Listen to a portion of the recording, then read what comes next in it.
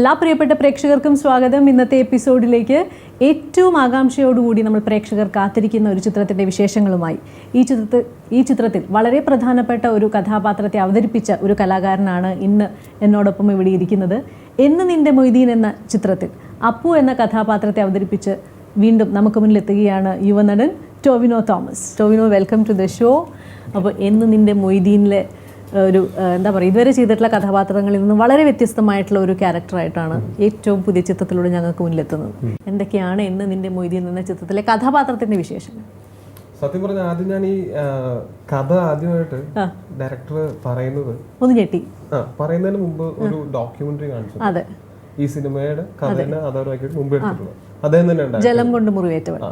അത് കണ്ടു കഴിഞ്ഞപ്പോൾ തന്നെ ഇത് സംഭവിക്കുമോ എന്നുള്ളത്, അതായത് ഇപ്പോഴത്തെ കാലത്ത് ഒരിക്കലും സംഭവിക്കാൻ സാധ്യതയില്ലാത്തൊരു പ്രണയം. അത് അത്രയും ഒരു പ്യൂർ ആയിട്ടുള്ള പ്രണയം പണ്ട് സംഭവിച്ചിട്ടുണ്ട്.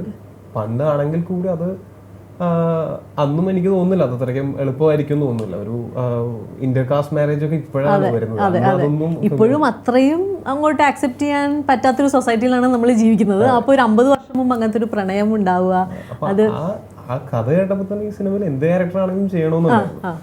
പിന്നെ അത് കഴിഞ്ഞിട്ടാണ് എൻ്റെ ക്യാരക്ടറിനെ പറ്റി പറഞ്ഞത്. ശരിക്കും ജീവിച്ചിരുന്ന ഒരാളുടെ സിനിമയിൽ വേറെ പേരൊക്കെയാണ് ഉപയോഗിച്ചിരിക്കുന്നത്.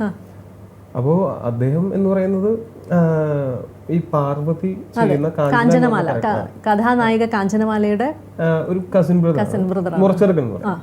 അതേപോലെ തന്നെ രാജു ചെയ്യുന്ന ഈ മൊയ്തീൻ എന്ന ക്യാരക്ടറിന്റെ അടുത്ത സുഹൃത്തും ഇവർ ഒരുമിച്ച് ഒരു ഫുട്ബോൾ ടീമിൽ കളിക്കുന്നുണ്ട്. അപ്പൊ ഈ ക്യാരക്ടറിന് ഇതിലൊരു ഒരു ഗ്രാഫ് ഉണ്ട്. തുടങ്ങുമ്പോൾ ഉള്ള ഗ്രാഫിൽ നിന്ന് പിന്നെ കയറുന്നു, ഇറങ്ങുന്നു, പിന്നെ കയറുന്നു, അങ്ങനെ ഒരു ഗ്രാഫുള്ള ഒരു ക്യാരക്ടറാണ്. അപ്പൊ ഞാൻ അതുവരെ ചെയ്തിട്ടുള്ളതിനേക്കാളൊക്കെ ഒരു വ്യത്യസ്തത ഉണ്ടായിരുന്നു. പ്രത്യേകിച്ച് രൂപത്തിന് ഭയങ്കരമായിട്ട് വ്യത്യസ്തത ഉണ്ടായിരുന്നു. ഭയങ്കര ഇതുവരെ എന്താ പറയാ, നമ്മളിപ്പോൾ കണ്ടിട്ടുള്ള ഒരു ന്യൂ ജെൻ സിനിമയിലൊക്കെ കണ്ടിട്ടുള്ള ടോവിനോ തോമസിനെ അല്ല നമ്മൾ ഈ സിനിമയിൽ കാണാൻ പോകുന്നത്. കാരണം അടിപൊളി ഡ്രസ്സൊക്കെ ഇട്ടിട്ടുള്ള ഒരു രൂപത്തിലാണ് ഇതുവരെ കണ്ടിട്ടുള്ളത്. ഇപ്പോൾ എന്താ ഒരു 50 വർഷം, ഒരു 1960s 70s നടക്കുന്ന ഒരു കഥയാണ് ശരിക്കും. സത്യം പറഞ്ഞാൽ ഞാനൊക്കെ ജനിക്കുന്നത് എത്രയോ വർഷം മുമ്പുള്ള ഒരു കഥ. അത് ചെയ്യുമ്പോൾ ഈ ചെറിയ വരയൻ മീശയും വലിയ കൃതാവും ഒക്കെയാണ്. അപ്പൊ എനിക്ക് ഒട്ടിപ്പോന്നും അത്രയും നമുക്ക് അത് അഭിനയത്തിന് ഒരു റെസ്ട്രിക്ഷൻ പോലെയാണ്. ഞാൻ പ്രത്യേകിച്ച് പുതിയ ആളല്ല, അതുകൊണ്ട് എനിക്കത് റിയൽ ആയിട്ട് കീപ്പ് ചെയ്യണമെന്നുണ്ടായിരുന്നു. അങ്ങനെ കീപ്പ് ചെയ്യുമ്പോൾ ബുദ്ധിമുട്ടുകൾ എന്ന് പറഞ്ഞാൽ പുറത്തിറങ്ങുന്ന ആൾക്കാര് ഇവൻ ഏത് ടൈം മെഷീൻ വല്ല ഉപയോഗിച്ച് ഇവിടേക്ക് എത്തിയതാണോ അറിഞ്ഞിട്ടില്ലേ, അങ്ങനെയുള്ള രീതിയിലൊക്കെ ആയിരുന്നു. പിന്നെ ഈ സിനിമയ്ക്ക് വേണ്ടിയിട്ടായതുകൊണ്ട് അത് സന്തോഷമുള്ളൂ. എന്താണ് കഥാപാത്രത്തിന്റെ പേര്? പെരുമ്പറമ്പിൽ അപ്പു എന്നാണ് കഥാപാത്രത്തിന്റെ പേര്. അപ്പോൾ ഇദ്ദേഹം ഒരു ഫുട്ബോളറാണ്. ഈ സിനിമയിൽ പറയുന്നുണ്ട് ഇദ്ദേഹം മോഹൻ ബഗാനൊക്കെ വേണ്ടി കളിച്ചിട്ടുള്ള ഒരു ആളാണ്. അപ്പൊ ഇവരൊരു ഇതേപോലെ ഈ 3 പേര്, ബാലചേട്ടൻ ചെയ്യുന്ന ക്യാരക്ടറുണ്ട്, അതുപോലെ ഈ മൊയ്തീൻ ക്യാരക്ടർ. അപ്പൊ ഇവര് 3 പേരും അടുത്ത സുഹൃത്തുക്കളുമാണ്, ഒരു ടീമിൽ കളിക്കുന്നതാണ്. ഈ കഥയുടെ ഗതിയിൽ ഫുട്ബോളും വരുന്നുണ്ട് ഒരു ഏരിയയിൽ. ഇതിപ്പോ ഒരു റിയൽ ലൈഫ് സ്റ്റോറി ആയതുകൊണ്ട് തന്നെ എല്ലാവർക്കും അത് അറിയാനുള്ള, അതിനെക്കുറിച്ച് കൂടുതൽ അറിയാനുള്ള ഒരു ആകാംക്ഷയാണ് പ്രേക്ഷകർക്ക്. കാരണം നമ്മൾ എന്താ പറയുക, ബാക്കി എല്ലാ സിനിമയുടെ ഒരു സ്ക്രിപ്റ്റ് എന്ന് പറഞ്ഞാൽ സാങ്കല്പിക കഥാപാത്രങ്ങളായിരിക്കും, അല്ലെങ്കിൽ ഒരു സ്ക്രിപ്റ്റ് ആയിട്ട് അല്ലെങ്കിൽ ഡയറക്ടറുടെ തലയിൽ ഉദിക്കുന്ന ഒരു കഥയും കഥാപാത്രങ്ങളായിരിക്കും. പക്ഷെ റിയൽ ലൈഫ് സ്റ്റോറി എന്ന് പറയുമ്പോൾ ജീവിച്ചിരുന്നവരാണ്, അതിൽ പലരും ഇന്നും ജീവിച്ചിരിക്കുന്നു.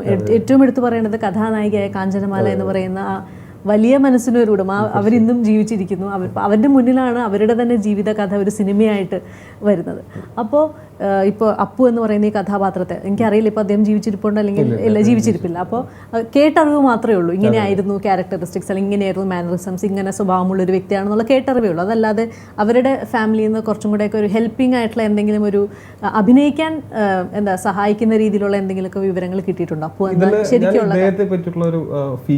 വായിച്ചിട്ടുണ്ട്. അദ്ദേഹത്തിന്റെ ഒരു ഫോട്ടോ കണ്ടിട്ടുണ്ട്. പക്ഷെ ആ ഫോട്ടോ അതുപോലെ ഒരു ഫോട്ടോയെ ഞാൻ ആയി കണ്ടിട്ടുള്ളൂ. അതെന്ന് പറഞ്ഞാൽ ഈ സിനിമ പറയുന്നത് കഴിഞ്ഞിട്ടുള്ളൊരു, അപ്പൊ ഈ സിനിമ പറയുന്ന കാലഘട്ടവും കഴിഞ്ഞിട്ടുള്ളൊരു ഫോട്ടോ ആണ്. അപ്പൊ അതിനു മുമ്പ് അദ്ദേഹത്തിന്റെ ഫോട്ടോസ് ഒന്നും മനസ്സിലില്ല. അപ്പോൾ തീർച്ചയായിട്ടും നമ്മൾ ഡയറക്ടറുമായിട്ട് ഡിസ്കസ് ചെയ്തിട്ട് അദ്ദേഹത്തിന്റെ അഭിപ്രായം പറഞ്ഞിട്ട് മേക്കപ്പ് മാനോട് ഡിസ്കസ് ചെയ്ത് അങ്ങനെയാണ് ഒരു രൂപമൊക്കെ തീരുമാനിക്കുന്നത്.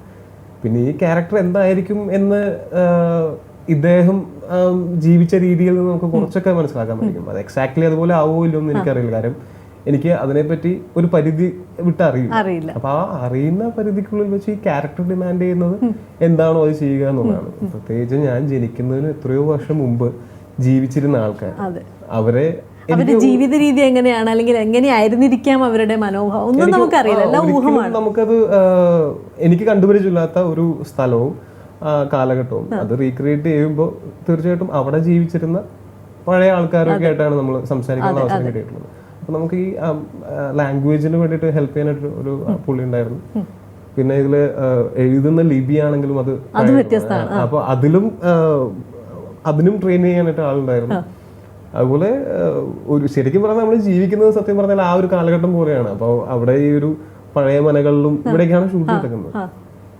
അപ്പൊ നമുക്ക് അവിടെ ഉള്ളവർ പറഞ്ഞു തരുന്നതൊക്കെ വെച്ചിട്ട് വെച്ചിട്ട് ചെയ്യാന്നുള്ളത് മാത്രമല്ല. ഇപ്പോൾ ഈ സിനിമയിൽ മൊയ്തീൻ എന്ന കഥാപാത്രമായിട്ട് പൃഥ്വിരാജ് അഭിനയിക്കണമെന്ന് സജസ്റ്റ് ചെയ്തത് ഇപ്പോഴും ജീവിച്ചിരിക്കുന്ന കാഞ്ചനമാല എന്ന് പറയുന്നവരാണ്. അതുപോലെ ടൊവിനോയെ അപ്പുവിയുടെ കഥാപാത്രമായിട്ട് സജസ്റ്റ് ചെയ്ത് പൃഥ്വിയാണെന്ന് പറഞ്ഞു. അത് ശരിയാണോ അതോ സംവിധായകൻ കണ്ടെത്തിയതാണോ? സത്യം പറഞ്ഞാല് ഞാൻ കൂതറ എന്നുള്ള സിനിമ ചെയ്തുകൊണ്ടിരിക്കുന്നത്. അപ്പൊ അതിന്റെ ഒരു ഷൂട്ട് നടക്കുന്ന സമയത്താണ് അദ്ദേഹം എന്നെ വിളിച്ചിട്ട് ഇങ്ങനെ ഒരു കഥയുണ്ട്, കഥ ഒന്ന് കേട്ടു നോക്കും. അപ്പൊ അങ്ങനെ ഞാൻ ഡയറക്ടറായിട്ട് മീറ്റ് ചെയ്തു. ഡയറക്ടറായിട്ട് മീറ്റ് ചെയ്തിട്ട് പിന്നെ ഞാൻ 2 ദിവസം ഞാൻ സത്യം പറഞ്ഞാൽ ഇവര് പ്രീ പ്രൊഡക്ഷൻ നടന്നിരുന്ന ഒരു വീടുണ്ട്, അത് മുക്കത്ത് തന്നെയായിരുന്നു. അപ്പൊ ഇവരെല്ലാവരും ജീവിച്ച ഈ മുക്കത്ത് ഞാൻ അവരുടെ കൂടെ 2 ദിവസം പോയി താമസിച്ച് സ്ക്രിപ്റ്റ് വായിച്ച് അവരുമായിട്ട് ഡിസ്കസ് ചെയ്ത് അങ്ങനെയാണ് ഈ സിനിമയിലേക്ക് വരുന്നത്. അപ്പൊ ഞങ്ങള് സത്യം പറഞ്ഞാൽ ഞാനും ഡയറക്ടറും തമ്മിൽ നല്ലൊരു സൗഹൃദം അന്നും ഉണ്ടായിരുന്നു, ഇപ്പോഴും ഉണ്ട്. അപ്പോൾ സജസ്റ്റ് ചെയ്തത് തീർച്ചയായിട്ടും പൃഥ്വിരാജാണ്. അത് കഴിഞ്ഞിട്ട് പിന്നെ നമ്മളെല്ലാവരും ഒരു ടീമായി. എപ്പോഴെങ്കിലും അപ്പൊ നിങ്ങളിപ്പോ എന്തായാലും ഒരുമിച്ച് ഒരു സിനിമയിൽ വർക്ക് ചെയ്യുന്ന നല്ല സുഹൃത്തുക്കളാണ് എല്ലാവരും. എപ്പോഴെങ്കിലും പൃഥ്വിയോട് ചോദിച്ചിട്ടുണ്ടോ എന്നെ എങ്ങനെയാണ് അപ്പുവായിട്ട് മനസ്സിൽ അങ്ങനെ എങ്ങനെ തോന്നി എന്റെ മുഖമായിരിക്കും അപ്പുവിന്, അല്ലെങ്കിൽ ഞാനത് ചെയ്താൽ നന്നായിരിക്കും എന്ന് അങ്ങനെ ചോദിച്ചിട്ടുണ്ടോ ആരോടെങ്കിലും? പൃഥ്വിയോടോ അല്ലെങ്കിൽ ഡയറക്ടറോടോ ചോദിച്ചിട്ടുണ്ടോ? ഞാൻ അങ്ങനെ ചോദിച്ചിട്ടില്ല സത്യം പറഞ്ഞാല്. നമുക്ക് കിട്ടുന്ന ക്യാരക്ടർ, പ്രത്യേകിച്ച് നല്ലൊരു ക്യാരക്ടർ കിട്ടുമ്പോൾ തീർച്ചയായിട്ടും സന്തോഷമാണ്, അവരോടൊക്കെ നന്ദിയാണ്. ഡയറക്ടർ ഒരു തവണ പറഞ്ഞതായിട്ട് ഞാൻ അറിഞ്ഞിട്ടുണ്ട്, ഇങ്ങനെ കാസ്റ്റിംഗ് തെറ്റിയില്ല എന്നുള്ളൊരു അഭിപ്രായം അദ്ദേഹം പറഞ്ഞിട്ട് ഞാൻ കേട്ടിട്ടുണ്ട്. അത് കേട്ടപ്പോൾ വളരെ സന്തോഷം. തൃപ്തനാണ് അദ്ദേഹം സെലക്ട് ചെയ്ത ക്യാരക്ടേഴ്സ് അല്ലെങ്കിൽ കഥാപാത്രങ്ങളായിട്ട് സെലക്ട് ചെയ്ത ആർട്ടിസ്റ്റിലെല്ലാം. പ്രത്യേകിച്ച് എന്റെ കാസ്റ്റിംഗിൽ അദ്ദേഹത്തിന് തൃപ്തിയാണെന്ന് അറിയുന്നത് എനിക്ക് വളരെ സന്തോഷമുള്ളതായിരുന്നു. അപ്പൊ ഇതുവരെ ചെയ്ത സിനിമകളിൽ നിന്ന് വ്യത്യസ്തമായിട്ട് എന്താണ് എന്ന് നിന്റെ മൊയ്തീൻ എന്ന ചിത്രത്തിലെ കഥാപാത്രത്തിന് വേണ്ടി സെൽഫായിട്ട് ഒരു എഫേർട്ട് എടുക്കേണ്ടി വന്നത് ഏതൊരു മേഖലയിലായിരുന്നു? സെൽഫായിട്ട് എഫേർട്ട് എടുക്കേണ്ടി വന്നത് ആദ്യത്തെ ദിവസമൊക്കെ എനിക്ക് ക്യാരക്ടർ എന്താണെന്ന് അറിയില്ല. ബാക്കിയുള്ള ഏത് ക്യാരക്ടർ ഇപ്പോഴത്തെ ഒരു എന്താ പറയുക ഒരു ന്യൂജൻ പയ്യന്റെ ആക്ഷൻസും മാനറിസംസും ഒക്കെയാണ് ടൊവിനോയ്ക്ക് പൊതുവെ. ന്യൂജൻ എന്നുള്ള ടാഗ് ലൈൻ ഞാൻ ജീവിക്കുന്ന ജീവിത സാഹചര്യത്തിൽ ഞാൻ ഉപയോഗിക്കുന്ന കാര്യങ്ങളല്ല പണ്ടത്തെ ഈ പെരുമ്പറമ്പിൽ അപ്പു എന്ന് പറഞ്ഞ ഈ ക്യാരക്ടർ ചെയ്തിട്ടുണ്ടാവുക. അപ്പൊ ഇപ്പൊ നമ്മള് ഉപയോഗിക്കുന്ന ഒരുപാട് വാക്കുകളോ അല്ലെങ്കിൽ ഒരുപാട് മാനറിസംസോ ആക്ഷൻസോ ഒന്നും വന്നില്ല. ഇപ്പൊ ഒരു നല്ലതാണെന്ന് പറയാൻ വേണ്ടി നമുക്ക് വേണമെങ്കിൽ തംസപ്പ് കാണിക്കാം, പക്ഷെ അതിൽ തന്നെ കാണിക്കാൻ പറ്റില്ല. അതില് ഇതേപോലെ നമ്മൾ റെസ്ട്രിക്റ്റഡ് ആണ് ചില ഏരിയാസിൽ. അത് അറിയാതെ പോലും നമ്മുടെ അഭിനയത്തിൽ വരാനും പാടില്ല. വന്നു കഴിഞ്ഞാൽ റീടേക്ക് എടുക്കുക എന്നുള്ളൊരു ഓപ്ഷനേ ഉള്ളൂ. അങ്ങനെ ഈ ക്യാരക്ടറിന് വേണ്ടിയിട്ട് പിന്നെ രൂപത്തിൽ ഈ പറഞ്ഞ പോലെ ഞാൻ ദിവസവും രാവിലെ ഞാൻ ഈ രൂപത്തിലാണ് റൂമിൽ നിന്ന് ഇറങ്ങുന്നത്. ഞാൻ തന്നെ മുടി ചെയ്യുക. എനിക്ക് കാര്യം എന്താ വെച്ചാൽ രൂപമായി കഴിയുമ്പോൾ തന്നെ കുറച്ചെങ്കിലും ഞാൻ ആ ക്യാരക്ടറിലേക്ക് ആയി എന്നുള്ള ഒരു ഇതാണ്. പിന്നെ അവിടെ ചെന്ന് ഫസ്റ്റ് ദിവസം കുറച്ച് എനിക്ക് കിട്ടിയില്ല, എന്താണ് പരിപാടി എന്താണെന്ന് വീഴുന്നില്ല. പിന്നെ അങ്ങോട്ട് ഞാൻ ഭയങ്കര കംഫർട്ടബിൾ ആയിട്ടാണ് പിന്നെ അവസാനം വരെയൊക്കെ ചെയ്തത്. ഇതിൽ 2 ലുക്സ് വരുന്നുണ്ട്. ഒന്നില് കുറച്ച് താടിയുള്ള ക്യാരക്ടറാണ്, പിന്നെയാണ് ഈ പറഞ്ഞ പഴയ ചെറുപ്പം. ഞാൻ സാധാരണ ചെയ്തിട്ടുള്ള പോലെ ഞാൻ റൊമാൻസ് ഒന്നും ചെയ്തിട്ടില്ല. കുറച്ച് റൊമാൻസും സെന്റിമെന്റ്സും ഒന്നും അങ്ങനെ അത്ര കാര്യമായിട്ട് ചെയ്തിട്ടില്ല. അപ്പൊ ആ ഏരിയാസ് കുറച്ചെങ്കിലും ഇതിലായിരിക്കും വരുന്നത്. ഇതുവരെ ചെയ്ത സിനിമകളിൽ വെച്ച് നോക്കുമ്പോൾ വളരെ മനസ്സിനോട് അടുത്ത് നിൽക്കുന്ന ഒരു സിനിമ തന്നെയാണോ നിന്റെ മൊയ്തീൻ? അല്ലെങ്കിൽ ഒരുപാട് പ്രതീക്ഷകൾ കൂടുതലുള്ള ഒരു സിനിമയാണോ? തീർച്ചയായിട്ടും ഇതൊരു വലിയ സിനിമയാണ്. ഞാൻ ചെയ്തിട്ടുള്ളതിൽ എനിക്ക് തോന്നുന്നു ഏറ്റവും ബിഗ് ബഡ്ജറ്റ് സിനിമയാണ്. എല്ലാ സിനിമകളും എനിക്ക് വളരെ ഇഷ്ടമുള്ളതാണ്. ഇപ്പൊ നെക്സ്റ്റ് ഇറങ്ങാൻ പോകുന്ന ഈ സിനിമയാണ്. ഈ സിനിമ ഞാൻ തിയേറ്ററിൽ ഇരുന്ന് കാണണം. അതാണ് ഇപ്പൊ എന്റെ നെക്സ്റ്റ് എക്സൈറ്റ്മെന്റ്. ഈ സിനിമ തിയേറ്ററിൽ നിന്ന് കാണണം, അതിന്റെ റെസ്പോൺസ് അറിയണം എന്നുള്ളത്. കഴിഞ്ഞ സിനിമ എനിക്ക് സത്യം പറഞ്ഞാൽ തിയേറ്ററിൽ നിന്ന് കാണാൻ പറ്റിയില്ല, ഞാൻ സ്ഥലത്തുണ്ടായിരുന്നില്ല. അപ്പൊ അതെനിക്ക് ഭയങ്കരമായിട്ട് മിസ് ചെയ്യുന്നുണ്ട്. ഈ സിനിമ എനിക്ക് തിയേറ്ററിൽ നിന്ന് കാണണം, ഓഡിയൻസിന്റെ ഒപ്പം ഇരുന്ന് കാണണം, അവരുടെ റെസ്പോൺസ് അറിയണം. അപ്പൊ തന്നെ അവരുടെ റെസ്പോൺസ് അറിയാൻ സാധിക്കണം അല്ലേ? അത് തന്നെയാണ് ഏറ്റവും വലിയൊരു ആകാംക്ഷയോടെ കാത്തിരിക്കുന്നത്. അതിന് വേണ്ടിയിട്ട് തന്നെയാണ്.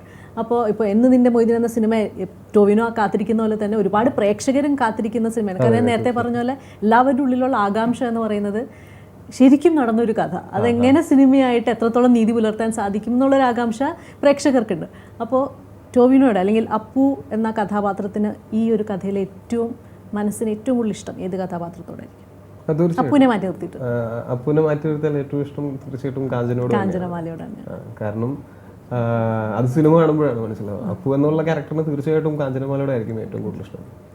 അങ്ങനെ അപ്പോൾ എന്തായാലും ആ ഇഷ്ടം ഞങ്ങൾക്കും തോന്നട്ടെ, തീർച്ചയായിട്ടും തോന്നും. സിനിമ ഒന്ന് തിയേറ്ററിൽ എത്തട്ടെ, ഞങ്ങളെല്ലാവരും വെയിറ്റ് ചെയ്യാണ് കാണാൻ വേണ്ടിയിട്ട്. ടോവിനോയ്ക്കും ഇനി അപ്പു എന്ന കഥാപാത്രത്തിന് വേണ്ടി ഓൾ ദി ബെസ്റ്റ്. എന്തായാലും അഭിനയിച്ച് കഴിഞ്ഞു, ഇനി പ്രേക്ഷകരുടെ റെസ്പോൺസ് മാത്രമേ അറിയാനുള്ളൂ. ഇത്രയും നല്ലൊരു സിനിമയുടെ ഭാഗമാവാൻ കഴിഞ്ഞത് തന്നെയാണ് ഏറ്റവും വലിയൊരു ഭാഗ്യം, അല്ല? അത് ഇത്ര ഏർലി ഇൻ യുവർ കരിയർ ഇത്രയും നല്ലൊരു കഥാപാത്രം ചെയ്യാൻ സാധിച്ചു. ഇനിയും ഒരുപാട് നല്ല ചിത്രങ്ങൾ കിട്ടട്ടെ.